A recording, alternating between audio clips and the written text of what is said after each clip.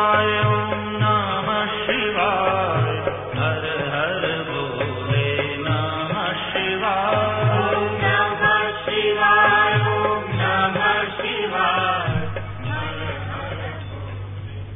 देवों के देव महादेव की कृपा प्राप्ति अत्यंत ही सहज है। शास्त्रों और पुराणों में उनकी कृपा प्राप्ति के लिए अनेकों विधान बताए हैं, जो निर्मल मन से जल अर्पण करने पर ही प्रसन्न हो जाते हैं और अपने भक्तों पर कृपा बरसाते हैं। हजारों भक्त उनका दूध से अभिषेक करते हुए पुण्य लाभ अर्जित करते हैं। श्रावण मास के पावन महीने पर हेलो रायपुर आज अपने दर्शकों को भूत भावन भगवान भोले भंडारी जी की कृपा प्राप्ति के लिए उस पवित्र गुफा के दर्शन कराने जा रहा है, जहां सहजता से नहीं पहुंचा जा सकता। छत्तीसगढ़ राज्य के अंबिकापुर जिला मुख्यालय से 60 किलोमीटर की दूरी पर स्थित है कैलाश नाथेश्वर गुफा। विद्वानों के अनुसार यह दुर्गम इलाका पुरातन काल में शिव और उनके भक्तों की प्रिय स्थली रही है। आइए ऐसे ही स्थान कैलाश नाथेश्वर गुफा की यात्रा पर आपको ले चलते हैं और करते हैं दर्शन बूढ़ा महादेव और दुर्लभ तेजबल झाड़ी के, जिसके दर्शन और उपयोग से सारे कष्ट होते हैं दूर। घने जंगलों के बीच से गुजरते हुए हम पहुँचे उस स्थान पर जहाँ ऊंची पहाड़ी पर स्थित है बूढ़ा महादेव और दुर्लभ तेजबल।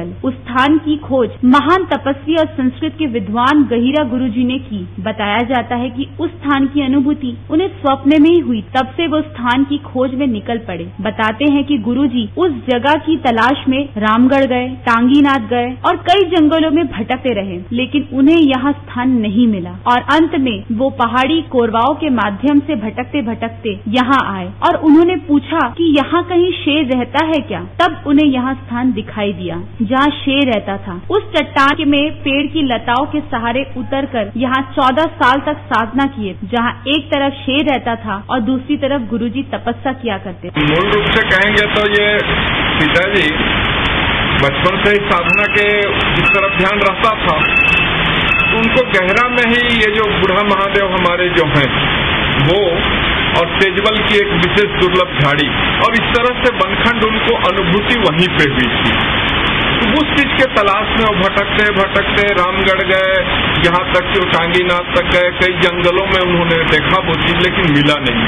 अंत में फिर उन्होंने एक पहाड़ी कोरवा के माध्यम से इधर भटकते भटकते आए और उन्होंने पूछा कि शेर कहीं रहता है क्या। तो यहाँ से जो है ये गड्ढा था, अभी ये तो समतल कर दिया गया, इसके उस पार पहले शेर रहता था और गुरुजी यहाँ साधना करते थे। तो इस तरह से वो उनको दिव्य अनुभूति इस जगह की गहरा में ही हुई थी और फिर इसको खोज करते करते फिर इसी चट्टान के ऊपर से एक पेड़ के सहारा उतर के और फिर यहाँ 14 साल तक साधना की। हेलो रायपुर के दर्शकों के लिए एक खास जानकारी ये है कि यहाँ मिलने वाली झाड़ी तेजबल जो अन्यत्र कहीं नहीं मिलता, केवल हरिद्वार को छोड़कर, लेकिन ये दुर्लभ झाड़ी उस विशेष स्थान पर ही उपलब्ध है। बताते हैं कि उस झाड़ी के पत्ते के सेवन और उसकी छड़ी हाथ में रखने और पत्ती खाने से कई रोगों का शमन होता है। देखिए विशेषता तो हम नहीं बता सकते, आयुर्वेद वाले ही बता पाएंगे। बाद बाकी ये दुर्लभ है, हम ये जान रहे हैं, अन्यत्र कहीं उपलब्ध नहीं है ये।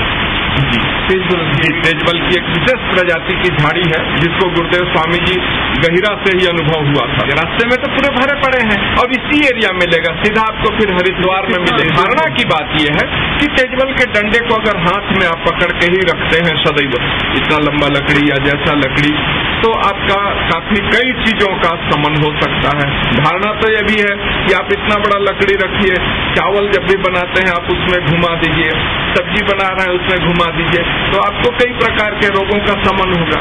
और वैसे भी हम लोग सामान्यतः यहाँ पर उसके छोटे छोटे पत्ती चाय में डाल के लेते हैं, तो एंटीबायोटिक तो है ही। यह स्थान समुद्र तल से लगभग 10,000 फीट की ऊंचाई पर स्थित है। कहते हैं इस स्थान पर शिव जी अज्ञात काल के दौरान यहाँ आए थे। यहाँ 12 महीने सावन जैसा ही लगता है। पल पल रुककर होने वाली बारिश से बरबस ही यह स्थान पर्यटकों का मन मोह लेती है। चारों तरफ पहाड़ियों से घिरा यह स्थल हमेशा मनमोहक दिखाई देता है। तो यह थी हेलो रायपुर की यादगार यात्रा, जिसमें हमने किया बूढ़ा देव और दुर्लभ झाड़ी तेजबल का दर्शन। हेलो रायपुर के साथ फिर करेंगे छत्तीसगढ़ के किसी ऐसे ही स्थल की यात्रा। भगवान शिव की अपने भक्तों पर कृपा हमेशा बनी रहे, यही हमारी मंगल कामना है। हेलो रायपुर के लिए मेघना मिश्रा के साथ मुकेश वर्मा।